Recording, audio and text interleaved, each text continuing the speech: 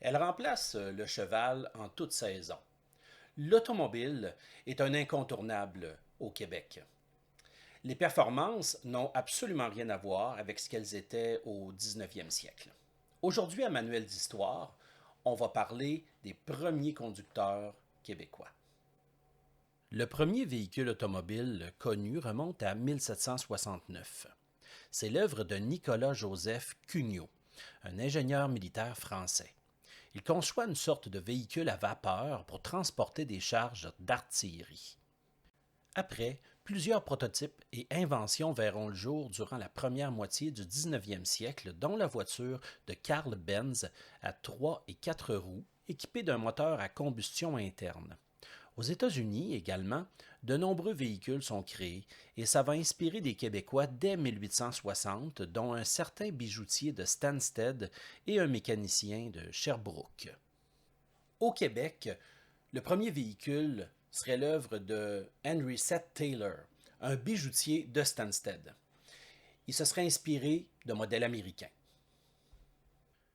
Il va travailler 2 ans sur son prototype pour le présenter en 1867 à la foire d'automne de la ville. C'est un véhicule à vapeur pouvant aller à une vitesse stable de 20 km/h, vitesse facilement atteinte par un enfant de 12 ans à vélo aujourd'hui. Mais M. Taylor n'a pas installé de système de freinage au prototype. Auriez-vous pris ce véhicule? M. Taylor l'a fait, lui. C'était donc prévisible, lui et son véhicule finirent l'essai dans un ruisseau. Ayant pris peur et écoutant probablement son destin, il va récupérer le moteur pour construire à la place un yacht à vapeur. Tout n'est pas perdu. Vint ensuite la création de l'inventeur, le forgeron, le réparateur de vélos et mécanicien de Sherbrooke, la fosse mobile de George Foot Foss. Comme pour M. Taylor, M. Foss s'est inspiré d'un modèle américain, plus précisément un modèle électrique qu'il a essayé à Boston. La voiturette de M. Foss a 4 roues et est animée par un moteur à essence. C'est officiellement la première automobile à essence fabriquée au Canada. Elle est monocylindre, à 4 chevaux et est refroidie à l'air. La fosse mobile a 2 vitesses avant, pas de marche arrière, et peut rouler jusqu'à 24 km/h.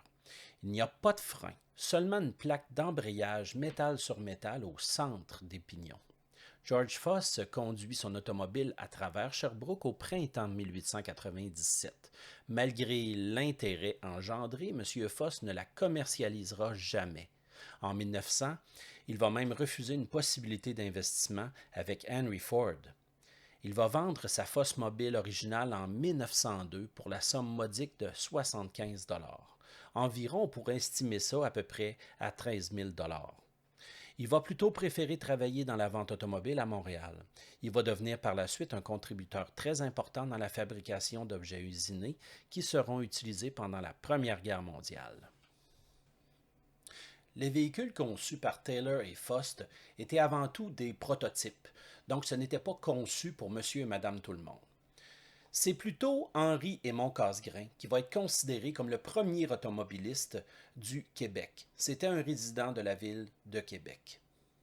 M. Casgrain est un chirurgien dentiste et inventeur de la ville de Québec.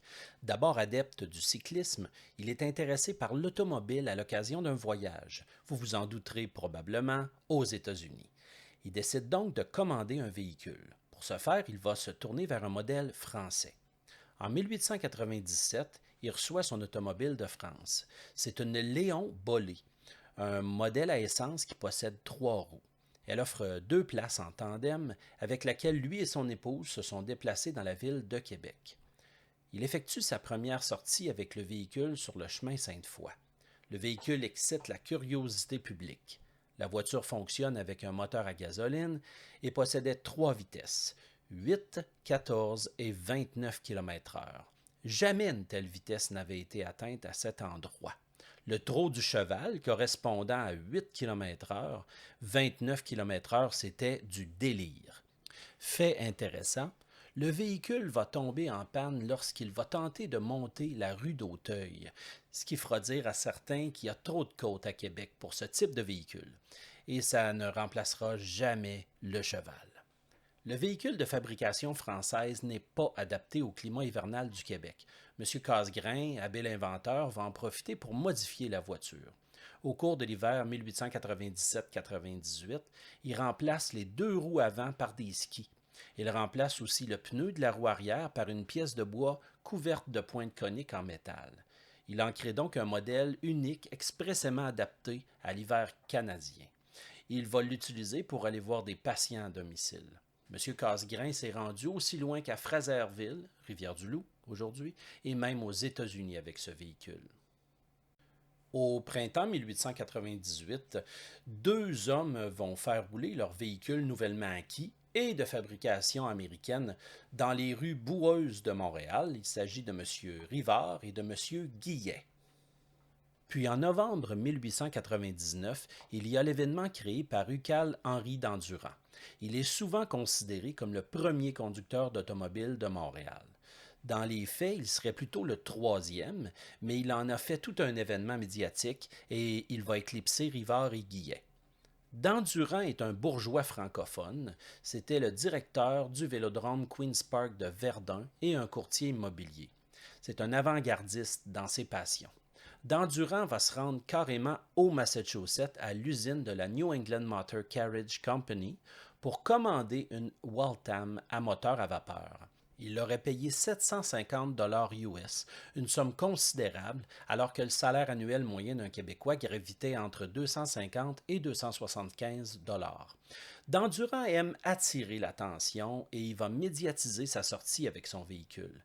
C'est un habile homme d'affaires, donc il avait planifié un grand événement pour l'après-midi frisquet du 22 novembre 1899, une sorte de balade inaugurale qui avait pris soin de mousser avec l'aide de journaux comme La Patrie, le Montreal Star. Il avait donné rendez-vous aussi au maire de l'époque, Raymond Préfontaine, sur la place d'Armes. Il va donc faire une promenade dans les rues de Montréal parmi les acclamations des curieux rassemblés devant les boutiques. Le lendemain, les journaux ne parlaient que de l'événement. Résumons ça maintenant. Tous les conducteurs, autant M. d'Endurant que M. Taylor, que M. Foss et j'en passe, ce sont tous des personnes qui sont des bourgeois, des personnes qui ont les moyens à la fin du 19e siècle. Mais ils vont ouvrir le bal à une panoplie d'autres conducteurs. Selon le rapport du ministre de la Voirie de la province de Québec de 1925, on peut observer que le nombre de véhicules automobiles passera de 396 en 1908 pour se rendre 17 ans plus tard, en 1925, à 95 960. Aujourd'hui, selon les données de la Société d'assurance automobile du Québec, il y a environ 5 millions de véhicules à essence au Québec et environ 79 500 véhicules électriques. Et tout ça, ça roule actuellement dans notre province.